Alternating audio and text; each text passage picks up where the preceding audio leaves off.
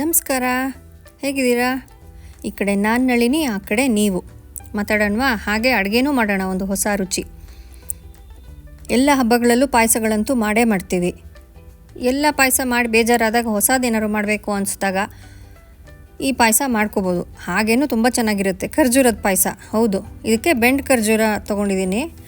Soft dates ಅಂತೀವಲ್ಲ ಅದು. ನಾನು ಬೀಜ ಇರೋದು ತೊಗೊಂಡಿದ್ದೀನಿ, ಬೀಜ ಎಲ್ಲ ಸಪ್ರೇಟ್ ಮಾಡ್ಕೊಂಡಿದ್ದೀನಿ. ನಿಮಗೆ ಸೀಡ್ಲೆಸ್ ಸಿಕ್ಕರೆ ಹಾಗೇನೂ ಹಾಕ್ಬೋದು. ಸ್ವಲ್ಪ ದೊಡ್ಡದಾಗಿ ಹೆಚ್ಚಿದ್ದೀನಿ. ತೆಂಗಿನ ತುರಿ ಮಾತ್ರ ಫ್ರೆಶ್ ತೆಂಗಿನಕಾಯಿ ಒಡೆದು ತುರ್ಕೊಂಡು ತೆಕ್ಕೋಬೇಕು.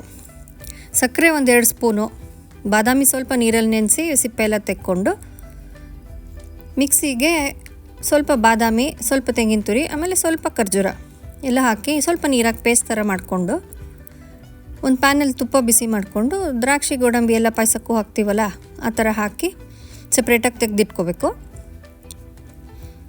ಎಲ್ಲರೂ ಸಾಮಾನ್ಯವಾಗಿ ಖರ್ಜೂರನ ಮಿಕ್ಸಿಗೆ ಹಾಕ್ಬಿಟ್ಟು ಅದನ್ನು ಕುದಿಸ್ಬಿಡ್ತಾರೆ ಹಾಲು ಹಾಕಿ. ಆ ಥರ ಮಾಡೋದಕ್ಕಿಂತ ಈ ಥರ ಮಾಡಿದ್ರೆ ರುಚಿನೂ ತುಂಬ ಚೆನ್ನಾಗಿರುತ್ತೆ. ಖರ್ಜೂರ ಬಾಯಿಗೆ ಸಿಗ್ತಾ ಇರುತ್ತೆ.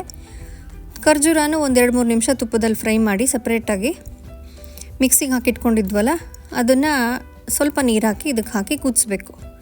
ಕಲಿಸ್ತಾ ಇರಬೇಕು. ಸ್ವಲ್ಪ ತೆಂಗಿನಕಾಯಿ ಎಲ್ಲ ಹಾಕಿರೋದಕ್ಕೆ ಗಟ್ಟಿ ಆಗುತ್ತೆ.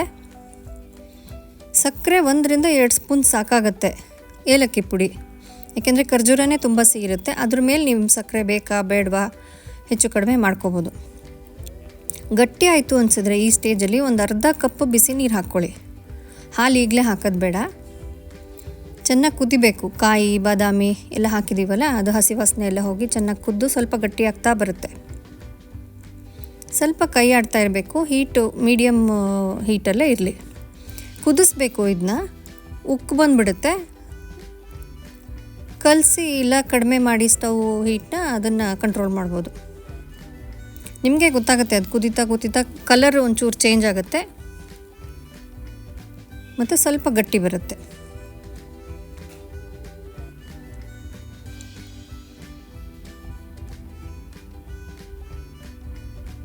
ನನಗಂತೂ ಘಮ ಘಮ ಅಂತ ಇದೆ ಈಗಲೇ. ಆಮೇಲೆ ಕೊನೆಯಲ್ಲಿ 1 ಕಪ್ಪು ಅಷ್ಟು ಹಾಲು ಹಾಕಿ ಒಂದು ಚಿಟಿಕೆ ಉಪ್ಪು, ಒಂದೇ ಒಂದು ಕುದಿ ಬರ್ಸ್ಬಿಟ್ಟು ಆಫ್ ಮಾಡಿದ್ರೆ ಆಯಿತು. ರೂಮಲ್ಲಿ ಇದ್ದಿದ್ದು ನನ್ನ ಮಗಳು ಎದ್ದು ಬಂದು ಕೇಳಿದ್ಲು, ಏನು ಮಾಡ್ತಾಯಿದ್ದೀಯಮ್ಮ ಇಷ್ಟು ಘಮ ಘಮ ಅಂತಿದೆ ಅಂತ. ಇದಕ್ಕೆ ತುಪ್ಪದಲ್ಲಿ ಹುರ್ಕೊಂಡಿರೋ ದ್ರಾಕ್ಷಿ ಗೋಡಂಬಿ ಎಲ್ಲ ಹಾಕಿ ಕಲಿಸ್ಬಿಟ್ಟು ಆಫ್ ಮಾಡಿದ್ರೆ ರುಚಿಯಾಗಿರೋ ಖರ್ಜೂರದ ಪಾಯಸ ರೆಡಿ. ಹಬ್ಬಗಳಲ್ಲಿ ನೈವೇದ್ಯಕ್ಕೆ ಮಾಡಬೇಕು ಅಂತೇನಿಲ್ಲ, ಯಾವಾಗ ಬೇಕಾದ್ರೂ ಮಾಡ್ಕೋಬೋದು ಇದನ್ನ.